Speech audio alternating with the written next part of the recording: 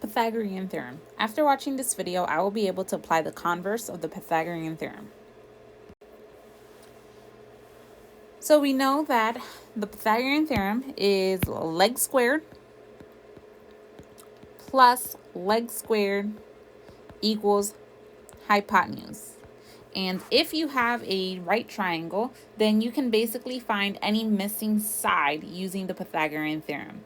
The converse is if you have three numbers that when you square two of the numbers and add them together, it equals the third squared, then the triangle has to be right. So we could basically use this to determine whether a triangle is a right triangle or not. So the only thing you need to know is the larger number has to be the hypotenuse squared, the c squared. And the reason for that is because the hypotenuse is always the larger number. It's always the longest side, so it's always the bigger number. So here we want to state if this is a right triangle or not. So we're basically just going to plug in everything into a Pythagorean theorem formula. So the formula is, so we have leg squared plus leg squared equals hypotenuse squared.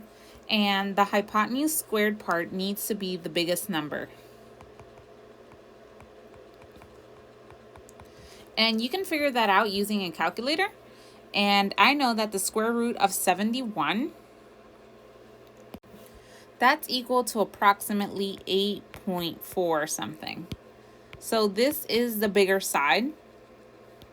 So this is going to be my hypotenuse.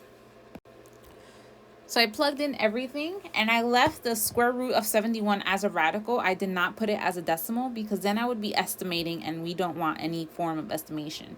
And it's okay because the radical is going to kind of disappear. So we're going to basically get rid of the powers by actually multiplying. So 5 squared, well, that is 5 times 5, which is 25. 7 squared, well, that is 49.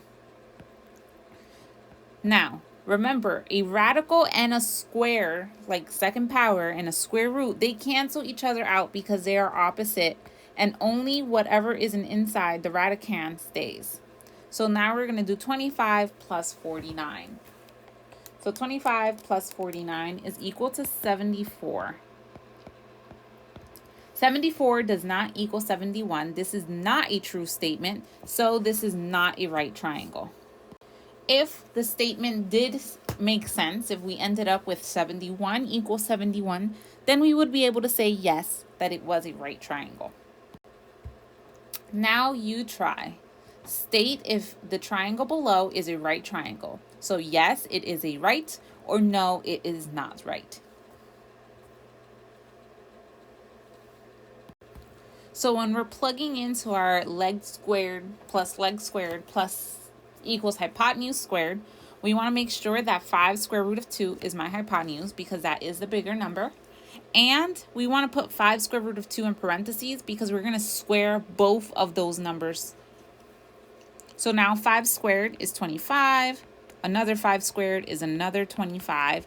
And now here we need to be careful because we're going to distribute that radical. So this really means 5 squared and the square root of 2 squared. So that's going to give me 50.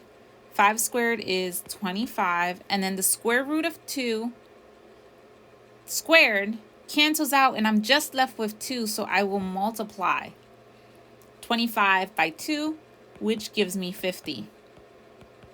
So this is a true statement. So yes, this is a right triangle.